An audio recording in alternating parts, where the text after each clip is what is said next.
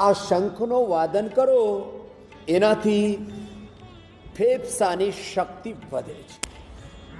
ફેફસાના રોગમાં સૌથી મોટી બીમારી છે ટીબીની. આમ તો ઇન્ટેસ્ટાઇનની, યુટ્રસની, બોનની પણ ટીબી થાય છે, પણ એ બધી જાતની ટીબી મટે છે યોગ થકી. ટીબી, સાર્કોડાઇસિસ, લંગ ફાઇબ્રોસિસ એ મોટી બીમારીઓ છે. આમ તો એસ્થમા, દમા, કફ, એલર્જી એનાથી પણ લોકો મરે છે.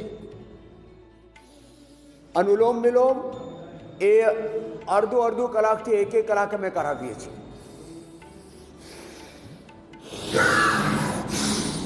અને જેને એસ્થમા છે ને એને હોલ્ડ કરાવીએ તો નાડી શોધન કહેવાય. આમ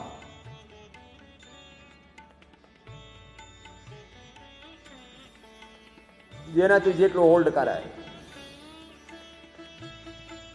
હોલ્ડ કરીને કરો 20-30 સેકન્ડથી માંડીને 1 મિનિટ સુધી, અને ધીમે ધીમે અભ્યાસ કરીને 2 મિનિટ સુધી કરી શકાય. આવું છે આ. પછી ભસ્ત્રિકા, કપાલભાતિ, આભ્યંતર પ્રાણાયામ, ઉજ્જાઈ,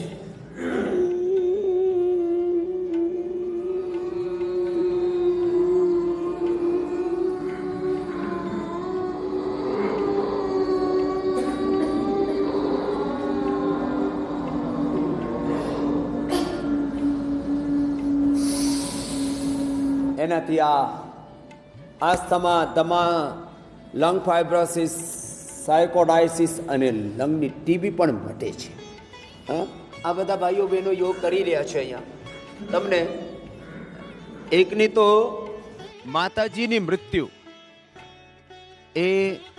એનાથી જ થઈ. कितनी उम्र में आपकी माताजी चली गई थी? 60 साल की उम्र में. 60 साल. कैसे उनकी मौत? उसको अस्थमा से मौत हो गया. वो सांस मतलब इन्हेलर लेते लेते मतलब इन्हेलर को गुस्से से फेंक दी कि मैं ना इन्हेलर ले पाऊंगी ना कुछ कर पाऊंगी. उसके बाद कुछ क्षणों के बाद उसने दम तोड़ दिया. तो इन्हेलर મૂકી દેના આસ્થમા વાળા તો એનો દમ નીકળી જાય. तो પછી એને પણ આસ્થમા થઈ ગયો. तेरा आस्थमा कितने दिन में ठीक किया तूने? मैंने मेरा इशू मतलब सीजर से हुआ था, तभी से मेरे को अस्थमा हो गया.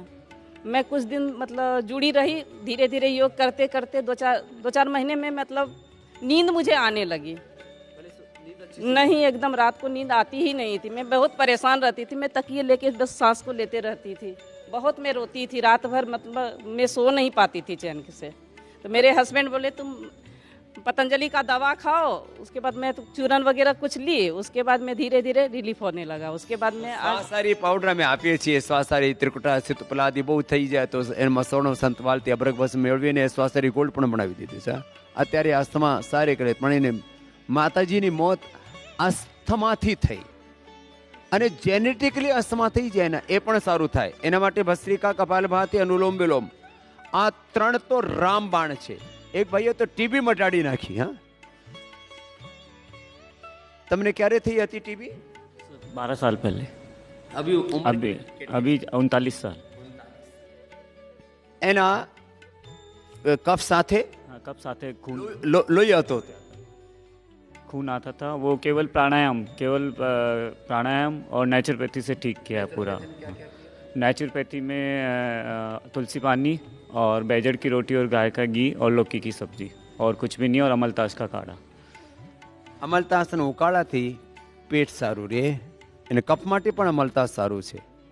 અને ગાય કા ઘી કેટલા ખાતા? गाय का घी उन्होंने 20-20 ग्राम दिया था. હા, 2 ચમચી. અને બેજડ की રોટીનો મતલબ એમાં ઘઉં, गेहूँ, चना और जौ तीनों. એક બેજડની રોટી કે રાજસ્થાનમાં તો આ બેજડની રોટી ખાઈને આમ તો આસ્થમા વાળા માટે છે ને, ટીબી વાળા માટે એ ચણાનો લોટ સારું હોય. એમાં જો એ પણ વધારે સારા, અને થોડીક માત્રામાં ઘઉં એ લઈને એમાં થોડોક घी ना के ना खाता था, फिर कफ नहीं आया? नहीं, कप नहीं आया अभी भी। 12 साल से बिल्कुल नहीं है। अभी थोड़ा सा मेरा अनशेड्यूल होने से वापस टीबी रिएक्ट हुआ अभी वापस। लेकिन वापस मैंने योग प्राणायाम से ख़त्म किया और पूरा उन्होंने क्योंकि ब्लड वापस निकला भी था, लेकिन मेरे क्या छोटा बच्चा है 1 साल का बच्चा था, तो मैं आ नहीं पाया यहाँ पर। तो घर वालों ने बोला कि एक इंग्लिश ट्रीटमेंट तो लेना ही पड़ेगा। मैंने बोल दिया मैं नहीं लूँगा, 12 साल पहले भी नहीं लिया था, अभी भी नहीं लूँगा। लेकिन नहीं माने कि भाई कि तेरे को ले जाने वाला कौन है। तो मैंने कहा कि मुझे नेचुरोपैथी दे दो और कुछ दे दो, लेकिन मैं इंग्लिश दवाई नहीं लूँगा। આવો વિશ્વાસ છે પણ દરરોજ કરે છે, કરવું પડે હે। એ તો हल्दी आंवले का काढ़ा ले रहा हूँ मैं, उसी से अभी और હલ્દી આમળા। ओम स्वामी जी, मैं 20 साल से योग प्राणायाम कर रहा था।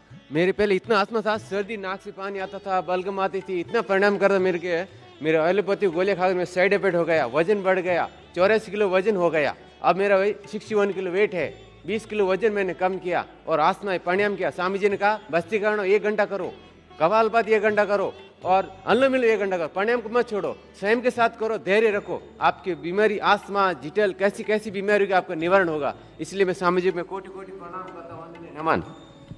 સારું કરી લીધો। कितनी दिन लगी तेरे को अच्छा करने में?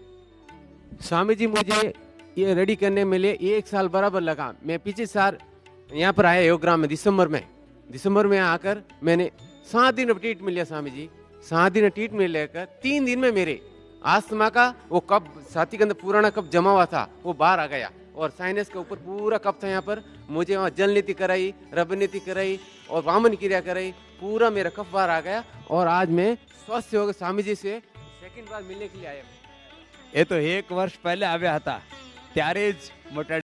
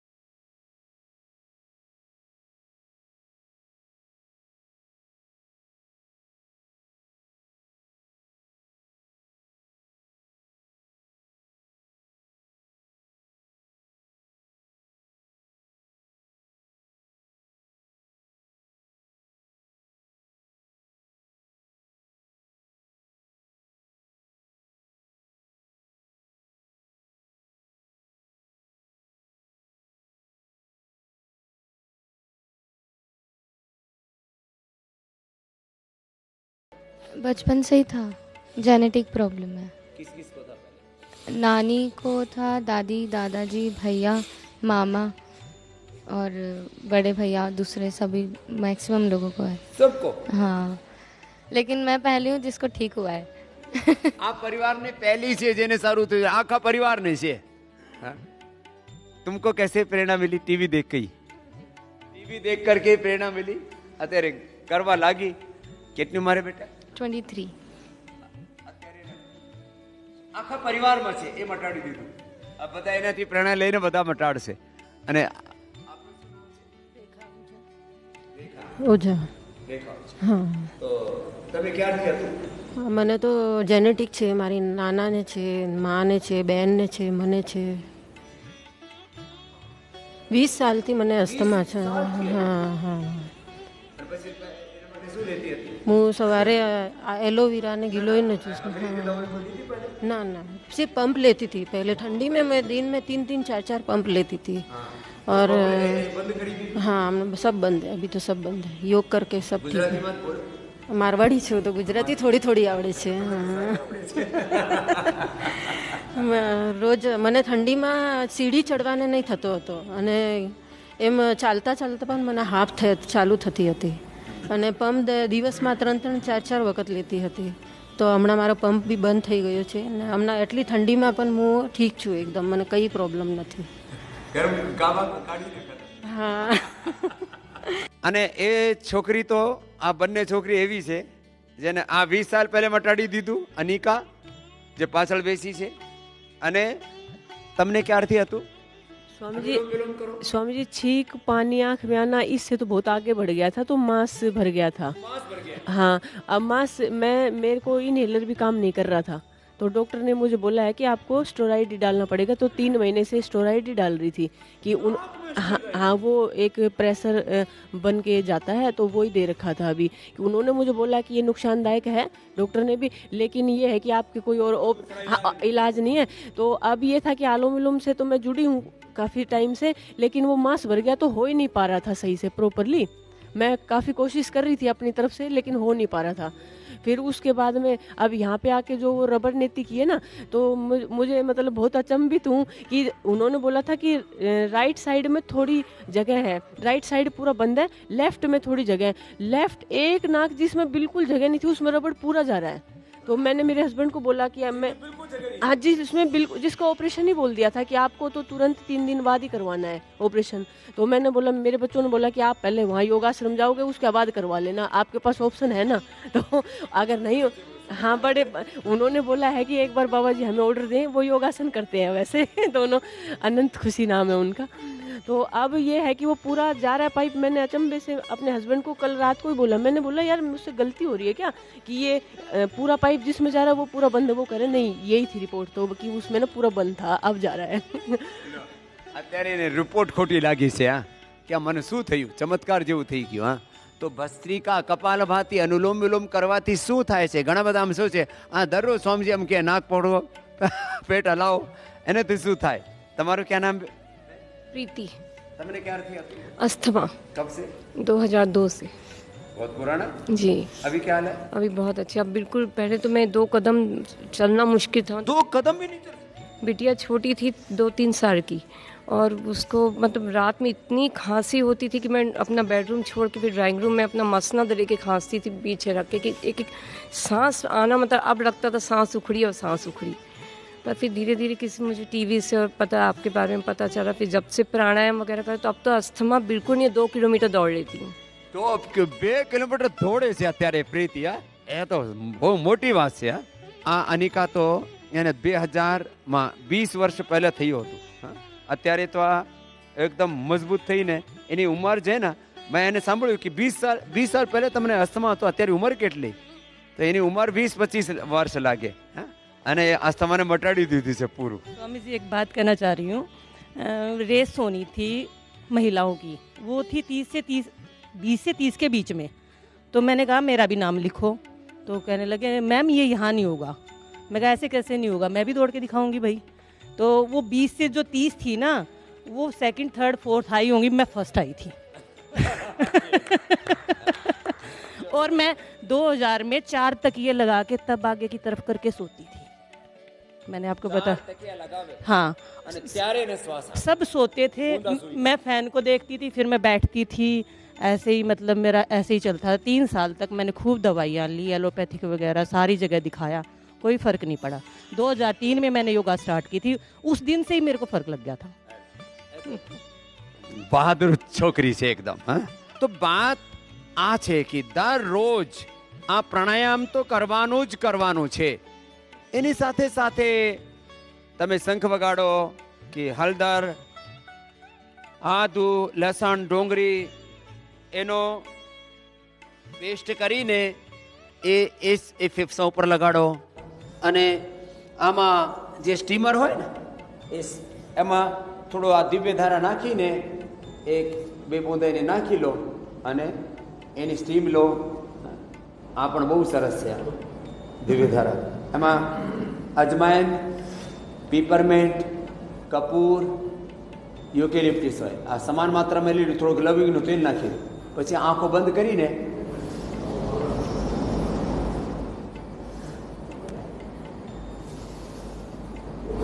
એક તો અંદર જાતો નાકથી આંખ બંધ કરી લેવાની, મૂઢાથી એકદમ ફર્સ્ટ ક્લાસ કરી નાખે. એ તો કોરોના માટે, એસ્થમા માટે, દમા માટે, ટીબી માટે, બધાના માટે આ રામબાણ છે. આ તો એક નાનકડા ઉપચારની વાત થઈ. જેને પણ અસ્થમા છે ને એને ઉષ્ટાસન કરવું જોઈએ. ઉષ્ટાસન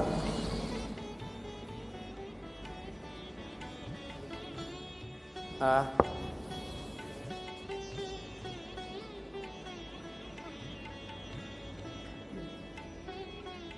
અર્ધોષ્ટાસન,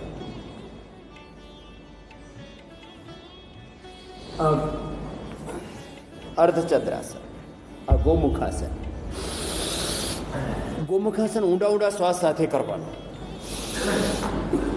ટીબી હોય કે એસ્થમા હોય, ઝીણો ઝીણો જ્વર રહેતું હોય,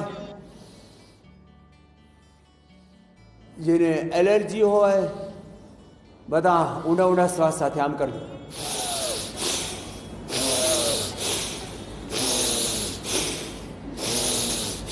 એનાથી ફેફસા આમ વિકસિત થાય બંને સાઈડથી. આમ આ ગોમુખાસન ભસ્ત્રિકા સાથે કરવાનું. જેને અસ્થમા હોય એ ભસ્ત્રિકા પ્રાણાયામ સાથે કરી લેજો.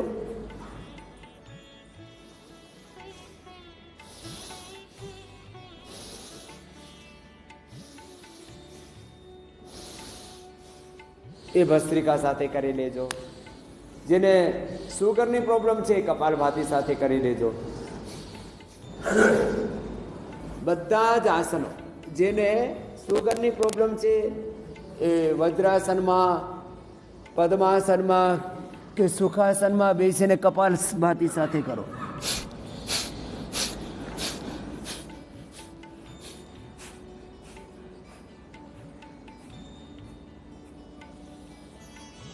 જેને અસ્થમાની પ્રોબ્લેમ છે એ બધા ભુજંગાસનની ભસ્ત્રિકા સાથે કરજો. આ જેને બહુ પ્રોબ્લેમ છે એ શ્વાસારી ભૂખ્યા પેટે, અને બહુ છે તો શ્વાસારી ગોળ લઈ લેજો. શ્વાસારી 20 ગ્રામ, ત્રિકુટાસી તુપલાદી બધા 20 ગ્રામ, અભ્રગવાસમ 5 ગ્રામ, સવર્ણ સંત માલથી 3 ગ્રામ, અને એમાં ગોદંતી મેળવી દો 10 ગ્રામ.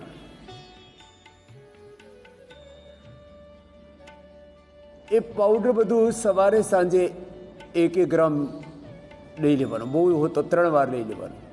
લક્ષ્મીલા સંજીવની વટી ખાધા પછી લઈ લેવાનું. તુલસીનું પાણી, શ્વાસારી ક્વાથ આમ તો દિવ્ય પે, એ તો ઔષધ રૂપ છે જ.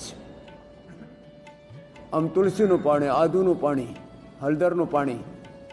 તુલસી, આદુ અને હળદર એનો રસ કાઢીને એમાં મધ નાખીને પીઓ તો એ પણ પરમ ઔષધ છે. એક એક વસ્તુનું પણ ઘણું બધું અસર થાય છે. એટલા માટે અમે તો કર્ક્યુમિન ગોલ્ડ તૈયાર કરી દીધું. એમાં તો કર્ક્યુમિન બહુ જ ફાયદો કરે. તો જેને પણ આ ફેફસાની પ્રોબ્લેમ છે એ બધા કોઈ પણ આસન ઊંડા ઊંડા શ્વાસ સાથે કરી લે. આમ મરકટાસન પણ કરવું હોય તો ઊંડા ઊંડા શ્વાસ સાથે કરો. પછી એને ફેફસા ચારે બાજુથી ફેફસા 90% સુધી તમારા ડેમેજ થઈ ગયો ને તોય પણ આ બધા યોગાસનો કરજો. બધું આ યોગાસનો કરીને કેટલું સરળ છે. હા, 1 મિનિટ આપણે કરી લેવાના. પવન મુક્તાસન, તાનપાદાસન, નૌકાસન, સેતુ બંધાસન, શ્વાસ ભરીને કરવાના. બાકી કશું નહીં થાય ને તો ફક્ત આમ આમ બેસીને. ચલો દોનો હાથ ऐसे करके करो. આમ હાથ લઈ લો ભસ્ત્રિકામાં.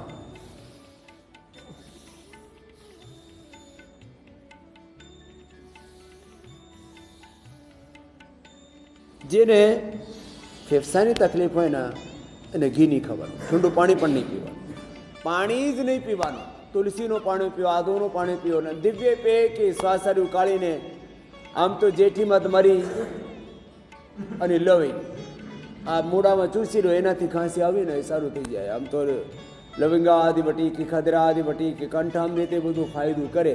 પણ સૌથી મોટી વાત છે તમારા ફેફસા એવા હોવા જોઈએ. એટલે સૌથી વધારે હું પ્રાણાયામને મહત્વ આપું.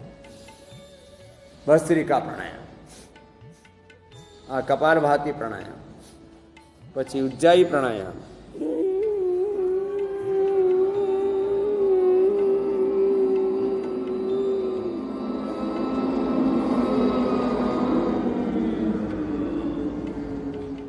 પછી આ જે પેસ્ટ કીધું ને આ ફેફસા ઉપર આમ લગાવીને લસણ, ડુંગળી,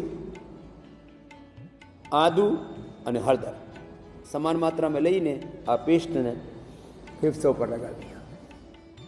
અને યુકેલિપ્ટિસનો અમે વાસ્પ આપીએ છીએ. તમે ઘરમાં લવંગ નાખી શકો, આમાં પુદીનાના પત્ર નાખી શકો, આમાં તમે થોડું હળદર નાખી શકો. એનાથી જ તમે આ વાસ્પ લઈ લો. ઘરે પણ આવું કરી શકો. આ ભસ્ત્રિકા 5 થી 10 મિનિટ. આ એક ભાઈએ મટાડ્યું તો એ તો 1 કલાક ભસ્ત્રિકા કરવી.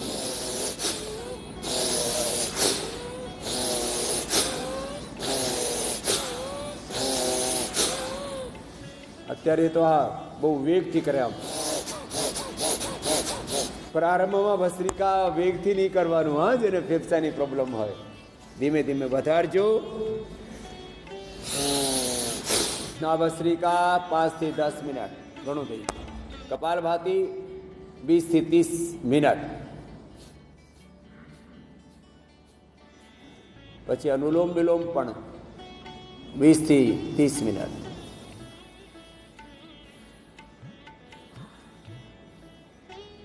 આવું બધું કરવાથી અને પરેજી પાળવાથી તમે શ્વાસ, દમા, કાફ, એલર્જી એનાથી માંડીને લંગની ટીબીને મટાડી શકો. તમે સાર્કોઇડાઇટિસ, લંગ ફાઇબ્રોસિસ મટાડી શકો. અને બધી જ જાતની ટીબી માટે યોગ કરો. હળદરનો ઉપયોગ કરો. દૂધમાં હળદર, શિલાજીત અને ચ્યવનપ્રાશ લઈ લેજો. તમને કોઈક દિવસે ટીબીનો રોગ થાય જ નહીં. તો દરરોજ એવીપી અસ્મિતા ઉપર મારી સાથે યોગ કરજો. અને જુદા જુદા રોગોમાં તમે એક્સપિરિયન્સ સાથે કે તમને ઇન્સ્પિરેશન મળે એના માટે અનુભૂતિક યોગાભ્યાસ, ઇન્ક્લુસિવ સમગ્ર સર્વાંગીણ યોગાભ્યાસ બતાવીએ છીએ. તો યોગાસન, પ્રાણાયામ, ધ્યાન, અષ્ટાંગ યોગ, જ્ઞાન યોગ, ભક્તિ યોગ, કર્મયોગ, હઠ યોગ અને યોગ સાથે જે કાર્ય છે એમાં ઉદ્યોગ કરો, કર્મયોગ કરો. યોગ અને કર્મયોગથી, યોગ અને ઉદ્યોગથી તમારા જીવનના બધા રોગો, દુઃખ, દરિદ્રતા બધાનો અંત થાય. તમે યોગી થઈને નિરોગી થાઓ, ઉપયોગી થાઓ, એવી જ મારી શુભકામના.